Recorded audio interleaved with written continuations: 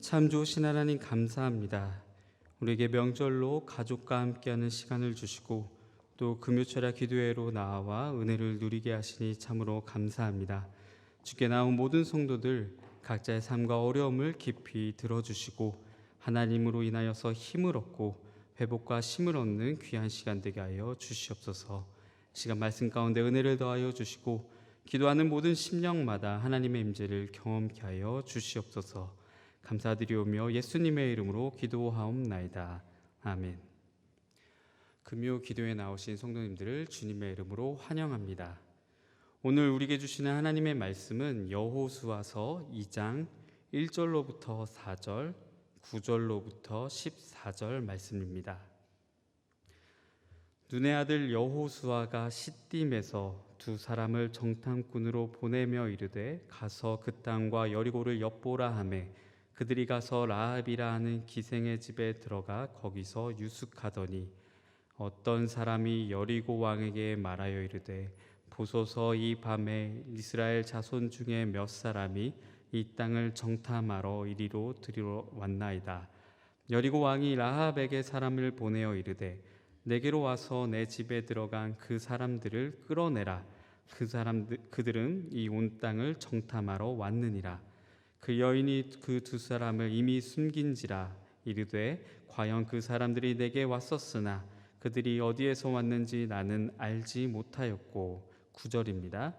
말하되 여호와께서 이 땅을 너희에게 주신 줄을 내가 아노라. 우리가 너희를 심히 두려워하고 이 땅 주민들이 다 너희 앞에서 간담이 녹나니 이는 너희가 애굽에서 나올 때에 여호와께서 너희 앞에서 홍해 물을 마르게 하신 일과 너희가 요단 저쪽에 있는 아모리 사람의 두 왕 시혼과 옥에게 행한 일 곧 그들을 전멸시킨 일을 우리가 들었음이니라. 우리가 듣자 곧 마음이 녹았고 너희로 말미암아 사람이 정신을 잃었나니 너희 하나님 여호와께서 위로는 하늘에서도 아래로는 땅에서도 하나님이시니라. 그러므로 이제 청하노니 내가 너희를 선대하였은즉 너희도 내 아버지의 집을 선대하도록 여호와로 내게 맹세하고 내게 증표를 내라. 그리고 나의 부모와 나의 남녀 형제와 그들에게 속한 모든 사람을 살려주어 우리 목숨을 죽음에서 건져내라. 그 사람들이 그에게 이르되 내가 우리의 이 일을 누설하지 아니하면 우리의 목숨으로 너희를 대신할 것이요 여호와께서 우리에게 이 땅을 주실 때에는 인자하고 진실하게 너를 대우하리라. 아멘. 오늘 함께 보는 여호수아서의 가나안 땅 정복 이야기는 언제 들어도 재미있고 또 흥미진진하고 가슴 두근한 이야기이지 않나 싶습니다. 걷기만 해도 요단강이 갈라지고 주위를 돌기만 해도 여리고성이 무너지고 가는 곳마다 이방 민족을 패퇴하게 하는 이 이야기는 어릴 적에 참 저도 재미있게 들었습니다. 하나님께서 함께 하시는 정복 전쟁을 보고 나도 믿음의 군사가 되어야겠다라는 생각을 갖게도 되었고요. 또 도전을 받기도 했습니다. 하지만 이 본문은 때론 잘못 해석하기도 합니다. 이 본문은 때론 잘못 해석하게 되기도 하는데요. 여호수아서 말씀이 이렇게 신앙에 유익하고 좋은 말씀이지만 안타깝게도 여호수아는 오래도록 잘못 해석되곤 했습니다. 여호수아서의 정복 전쟁은 예전부터 전쟁의 합리적 근거가 되곤 했습니다. 하나님의 전쟁, 또 거룩한 성전, 그리고 정복 전쟁 이런 것들이 천주교의 십자군 전쟁이나 또는 서구 열강들의 식민 지배의 근거가 되었던 그 과거 경험이 있다라는 것이죠. 보라, 하나님께서 이스라엘 백성도 하나님이 주신 그 땅을 정복했다. 그 땅을 정복해서 그 민족을 몰아내고 지배하는 것은 당연한 일이다라고 이렇게 해석하면서 여호수아서가 정복 전쟁과 또 식민 지배 등의 그리고 제국주의 등의 합리적 근거가 되었었다라는 것이죠. 하지만 당연히 이는 전혀 잘못된 해석입니다. 여호수아서의 전쟁이 서구식 전복의 근거가 되는 게 아니라는 것이죠.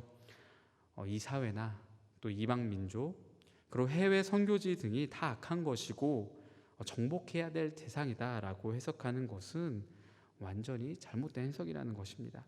하나님의 일을 하기 위해서 이방 민족 등 해외 선교, 해외 문화 등 사회든 이 세상의 악한 것들은 다 없애버리고 때려 부숴야 할 대상이다라고 취급하는 것은 여호수아서를 완전히 잘못 이해하고 잘못 받아들이는 것이라는 거죠. 그렇다면 이 여호수아서는 어떻게 해석하는 것이 옳은 것일까요? 어떤 내용을 담고 있을까요? 이 정복 전쟁은 무슨 의미를 가지고 있을까요? 여호수아서는 이렇습니다. 하나님의 땅에서 하나님의 백성들이 하나님의 방법으로 그 땅을 차지해가는 방법이다. 그 땅을 지배해가는 방식이다라는 것을 차지해가는 방식을 보여주는 말씀이라 할 수 있습니다. 그러니까 자신의 방법, 자신의 능력이 아니라 하나님의 방법으로 그 땅을 한 걸음 한 걸음 나아갈 때에 그 땅의 백성들이 살아가야 하는 방식을 알아가는 성경이 바로 여호수아서라는 것입니다. 오늘 본문도 마찬가지로 이 내용을 잘 담고 있습니다. 우리가 잘 아는 본문이 이 여호수아서 2장은 여리고 성을 정복해가는 과정을 보여주고 있는데요. 아주 특이하게 여리고 성을 정복해 나갑니다. 어떻게 하죠? 그저 그 성을 조용하게 돌기만 하는 것이죠. 13바퀴를 침묵으로 그 성 주위를 도는 것입니다. 강한 무기와 또 많은 군대로 그 땅을 차지하는 게 아니라 하나님의 방식으로 하나님이 주인 되셔서 그 땅의 주인 되어가는 과정이 바로 여호수아서의 내용임을 우리는 이 2장에서도 볼 수 있다는 것입니다. 만약에 우리가 이 여호수아서를 읽을 때에 그저 사람과 사람의 싸움으로만 받아들인다면 이 성을 차지해가는 방식이 너무나도 이상하게 보입니다. 그리고 그 가운데 있는 사람들도 전혀 납득되지 않고 괴상한 사람으로 이해될 수밖에 없는 것이죠. 특별히 오늘 라합은 우리가 용납할 수 없는 사람처럼 느껴질 수밖에 없습니다. 라합은 이스라엘 백성이 무서워서 가나안 정탐꾼을 숨겨준 그저 그런 존재로 우리는 받아들일 수밖에 없다라는 거죠.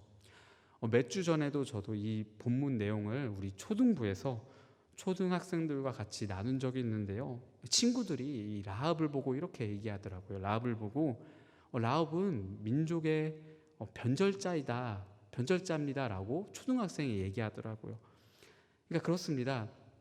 요즘같이 역사식이 투철한 시대의 사람이 보기엔 라합은 그저 일제에 규합한 그 사람들처럼 민족의 변절자나 배신자처럼밖에 보일 수 없다라는 것입니다. 그러니까 여호수아서를 그냥 그저 그런 정복 전쟁으로만 읽으면 이렇게밖에 못 읽습니다.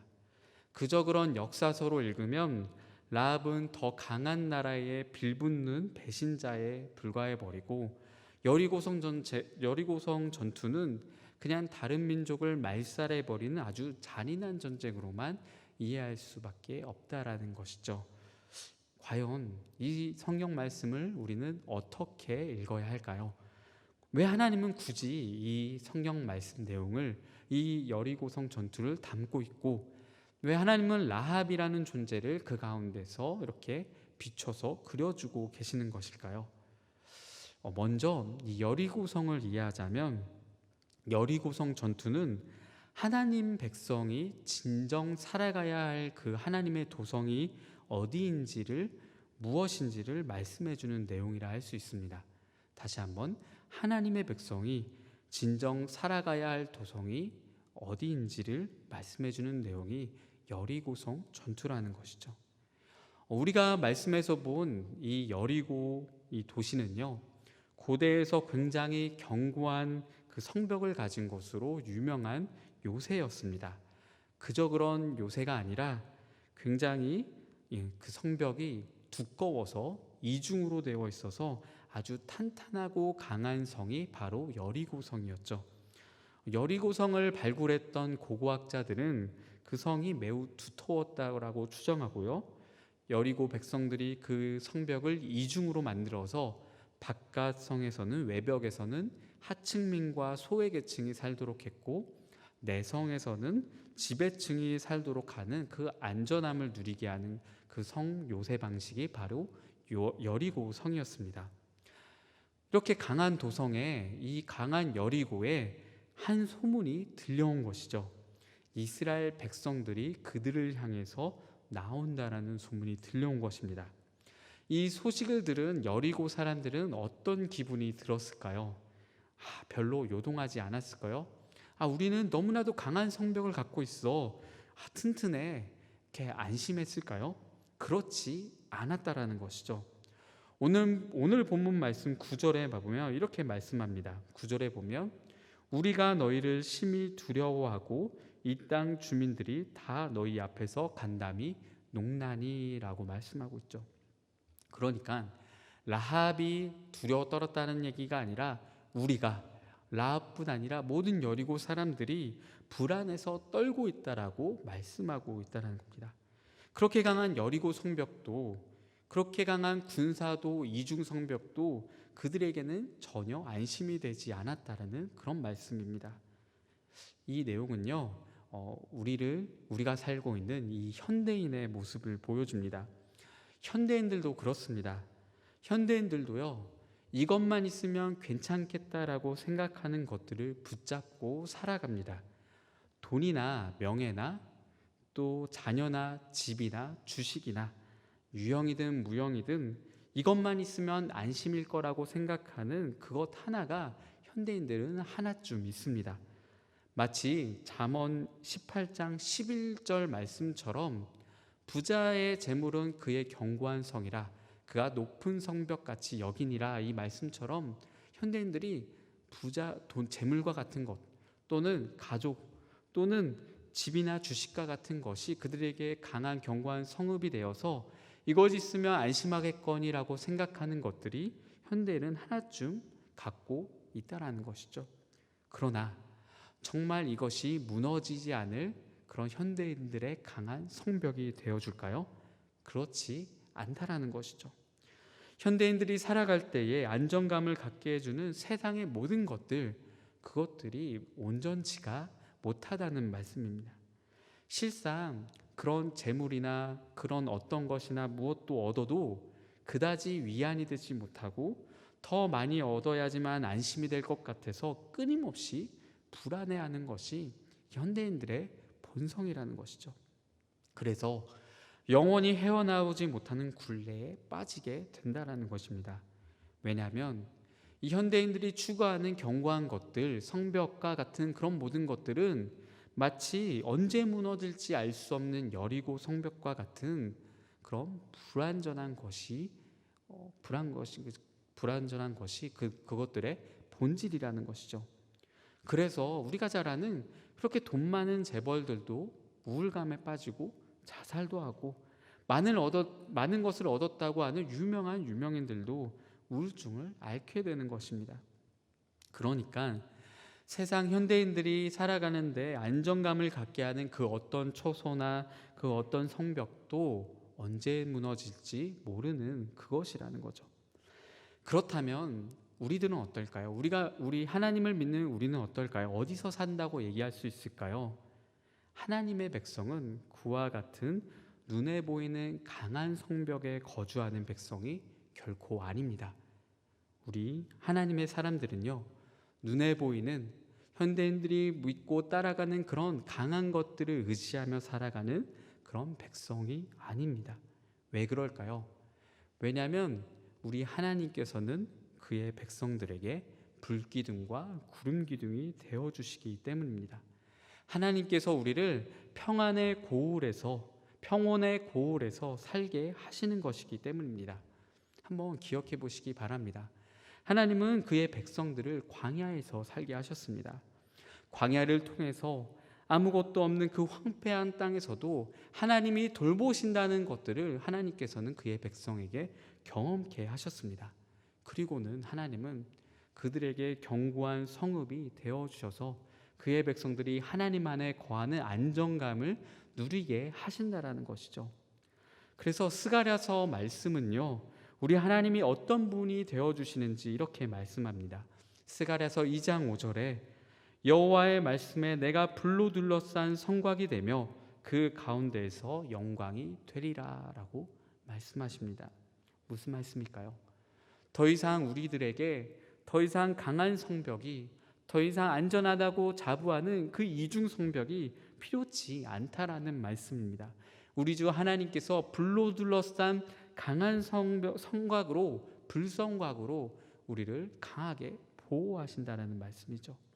그러니까 하나님의 사람들은, 하나님의 백성은 언제 무너질지 모르는 눈에 보이는 것들을 붙들며 불안해하는 사람들이 아닙니다. 우리 하나님은 눈에 보이시지 않지만 그 믿는 자들에게 강한 피난처가 되어주셔서 오히려 세상에서 강하다고 자부하는 그 여리고 같은 것들을 무너지게 하신다라는 것입니다. 사랑하는 성도 여러분, 우리 주 하나님이 무너지지 않는 강한 성벽 되어주심을 믿는 저와 여러분이 되기를 간절히 소망합니다. 그렇다면 우리는 어떻게 살아가야 하는 걸까요? 우리가 어디 안에서 거해야 하는 것일까요? 우리는 그 하나님께 온전히 붙들려서 믿음으로 주 안에서 살아가야 한다는 것이죠. 눈에 보이는 여리고를 선택할 것인지 아니면 하나님의 도성 안에 거하기를 선택할 것인지 우리도 결정을 해야 된다는 것 말입니다. 바로 라합처럼 말입니다. 라합을 한번 같이 보시기 바랍니다.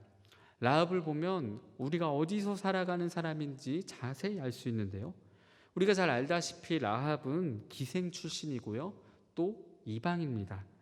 성안이 아니라 성경에 보면 성벽에 거주한다라고 나와 있는데, 이는 하층민 중에 하층민이 살아가는 그런 방식이라고 할 수 있습니다. 그러니까 라합은 하나님의 백성이라고 치기에는 너무나도 초라하고 부족한 사람이지 않을 수 없습니다. 그런데 그런 라합이 어떻게 됩니까? 그의 믿음의 선택으로 인하여서 여리고 성이 무너질 때에 그 자신뿐 아니라 그의 온 가족이 하나님의 백성에 편입되게 되었습니다. 이스라엘 백성에 속하게 되었다라는 것이죠. 그가 가졌던 이전의 직업, 그가 갖고 있던 출신, 그가 가지고 있던 그의 삶의 모든 형태, 그 어떤 것도 장애가 되지 않았습니다. 다 하나님께 속하게 되었다라는 것이죠. 라합은 어떻게 되었기 때문에 이런 결과를 얻게 되었나요? 다른 선택을 했다라는 것이죠. 라합은 완전히 다른 선택을 했으니까 다른 결과를 갖게 되었다라는 것입니다. 눈에 보이는 강한 성벽이지만 실상 아무것도 아닌 여리고를 선택한 것이 아니라 눈에 보이지 않지만 강한 피난처 되시는 우리 하나님을 선택하였을 때 전혀 다른 결과를 얻게 되었다는 것이죠. 그래서 아무것도 가치가 전혀 보이지 않은 가장 초라한 그런 직업을 가진 이였지만 믿음의 선택을 통해 가장 귀한 믿음의 조상이 되었습니다. 라합의 믿음이 어떠했는지 히브리서 11장에 보면 그 믿음이 대대로 기록되어서 칭송을 받게 됩니다. 히브리서 11장 31절 말씀입니다. 히브리서 11장 31절 말씀 함께 읽겠습니다. 시작.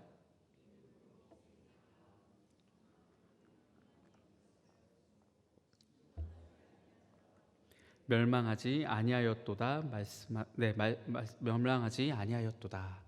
그렇습니다. 믿음으로 기생 라합은 정탐꾼을 평안히 영접하였으므로 순종하지 아니한 자와 함께 멸망하지 아니하였도다라고 말씀하고 있죠. 이 라합의 믿음을 칭찬하고 있습니다. 성경 기사가 주목하는 것은 라합의 출신이나 라합의 직업이 아니었습니다.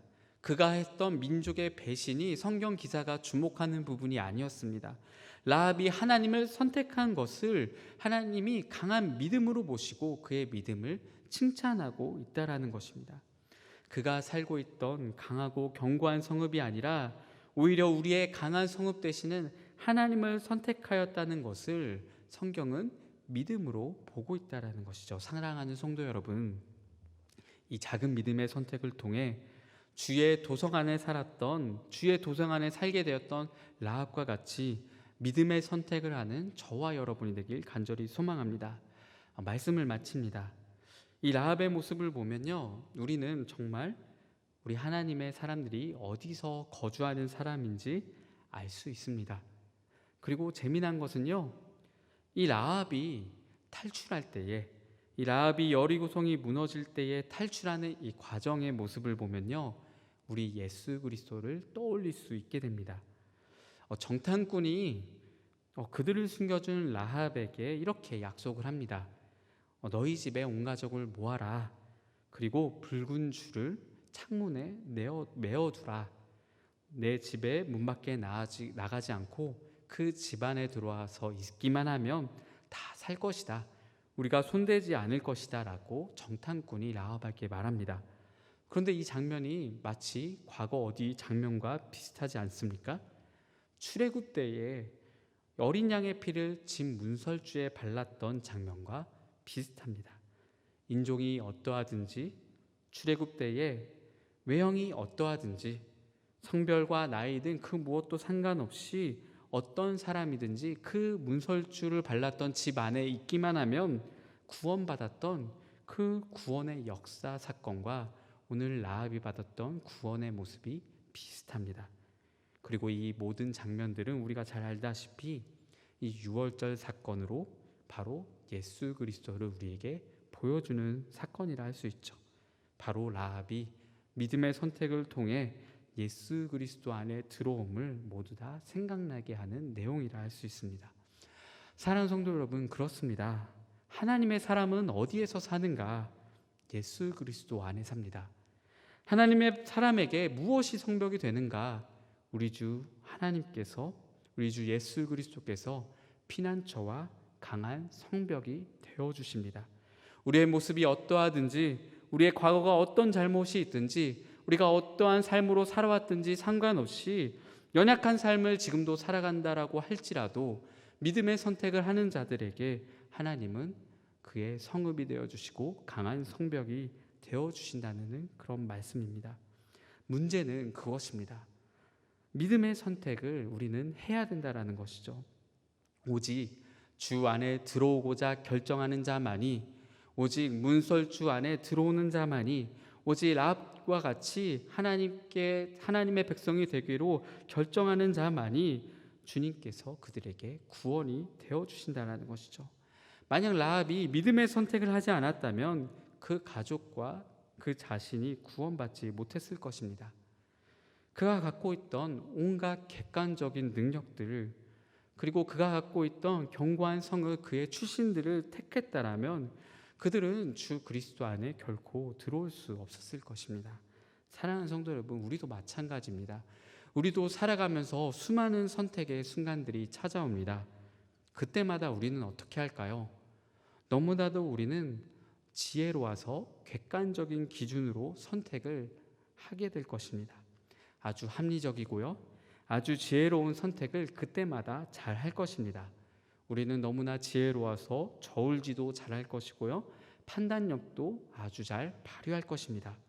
그러나 그러다가 보면요, 어떨 때는요, 지혜로운 선택을 통해서 주 안에 들어오기를 택하기보다 다른 길을 선택하기도 하고요, 강한 성벽인 여리고성에 살기를 선택할 때가 있다라는 것입니다. 성도 여러분, 성경은 그런 합리적 선택을 한 사람들의 이야기가 결코 아닙니다. 더 나은 것을 바라봤던 사람들의 이야기가 결코 아닙니다. 한번 기억해 보시기 바랍니다. 왕의 음식을 먹지 않았던 다니엘과 그 세 친구들이나, 갈 바를 보지 않고 나아갔던 아브라함이나, 보디발의 아내의 유혹을 피했던 요셉이나, 라합이나, 그리고 바울이나 모세나, 모두가 다 눈에 보기 더 좋은 것들을 택한 사람들이 결코 아닙니다. 모두가 다 믿음의 선택을 하고 합리적인 생각보다 하나님이 기뻐하시는 것이 무엇인지 선택했던 사람들의 이야기들입니다. 사랑하는 성도 여러분, 우리의 선택의 기준은 어디에 있습니까? 나의 판단입니까? 나의 능력입니까? 나의 지혜로운 기준입니까? 눈에 보이기 좋은 것들입니까? 아니면 우리 주 예수 그리스도입니까? 사랑하는 성도 여러분, 우리 하나님을 선택하여서 주 예수 그리스도 안에 살기를 선택하고 그 안에 날마다 거하는 저와 여러분이 되기를 간절히 소망합니다. 우리 선택의 순간마다 주 안에 들어오기라 선택할 때에, 그래야 할 때 주가 우리의 강한 성벽이 되어주시고 우리가 기대치 않았던 더 강한 길과 더 온전한 길로 이끄심을 경험케 될 것입니다. 강한 성읍 주 안에 살기를 선택하는 모든 성도님들 되시길 간절히 소망합니다. 아멘. 이와 같은 마음으로 함께 찬양하며 나아가겠습니다.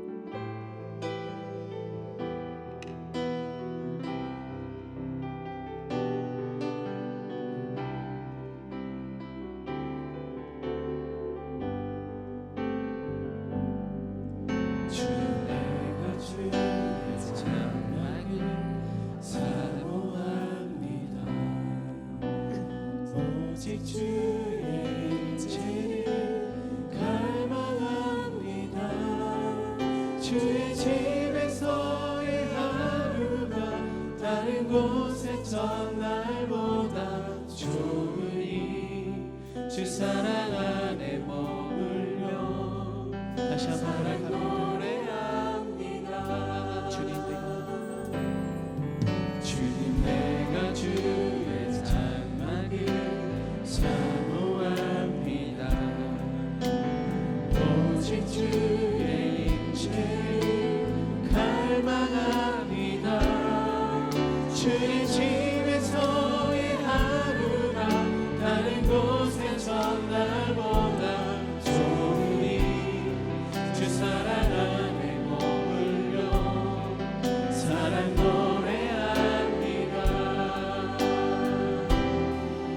나의 평생에 단 한 가지 소원 주의 아름다우신 사랑 노래하는 것 나의 왕 되신 주님의 얼굴 구하며 주 사랑 안에 머물러 나의 평생에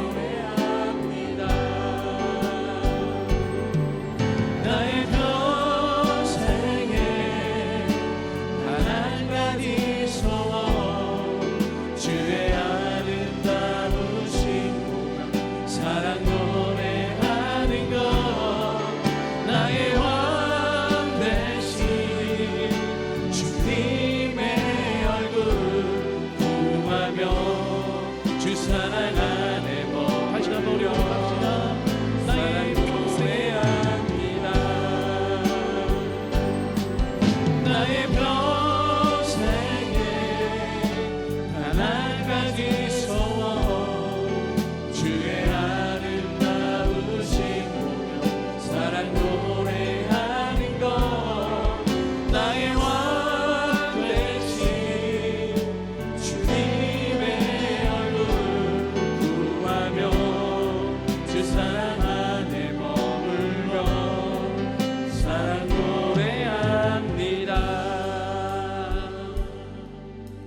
우리는 모르지 않습니다. 주 안에 거하는 것이 가장 귀하고 주님과 함께하는 것이 내게 가장 소중하다는 것을 모르지 않습니다. 하지만 우리는 늘 선택의 순간대마다 더 눈에 보기 좋은 것들을 선택하고 우리 지혜를 발휘해서 더 합리적인 선택을 할 때가 있습니다. 그리고 지나쳐서 보면 그 모든 것들이 여리고와 같은 것들인 것을 우리는 늘 발견하게 됩니다. 사랑하는 성도 여러분, 어떤 믿음의 선택을 하고 계십니까? 그냥 무식하게 성벽 주위를 돌기만 하는 이스라엘 백성을 보았지만 라합은 결코 흔들리지 않았습니다. 믿음의 선택을 하였습니다. 하나님이 우리 앞에 주시는 여러 가지 상황과 어려움을 주신 것은 하나님의 방법으로 우리가 그 길을 걸어가려고 보시는지 하나님의 뜻일 수가 있습니다. 혹시 우리는 그때마다 더 눈에 보기 좋은 것들을 택하고 있지 않습니까? 시간 기도할 때에 나의 평생에 단 한 가지 소원 주 안에 거하며 주와 함께 거하며 주님의 뜻을 바라보며 하나님이 바라보시고 하나님이 기뻐하시는 삶을 살아가는 것이 내 가장 평생 소원입니다. 하나님, 그때마다 내가 하나님을 선택하고 그리스도를 택하는 내가 되게 해달라고 함께 기도합시다. 그 성에 사는 우리가 되도록 위해서를 기도합시다. 하나님의 도생 안에 살고 주 안에 함께 거주하기를 바라고 모든 선택의 순간마다 믿음의 선택을 하여서 하나님과 함께 더불어 사는 내가 되게 해달라고 이 시간 이와 같은 제목으로 함께 기도하며 나아가도록 하겠습니다. 기도하겠습니다. 주여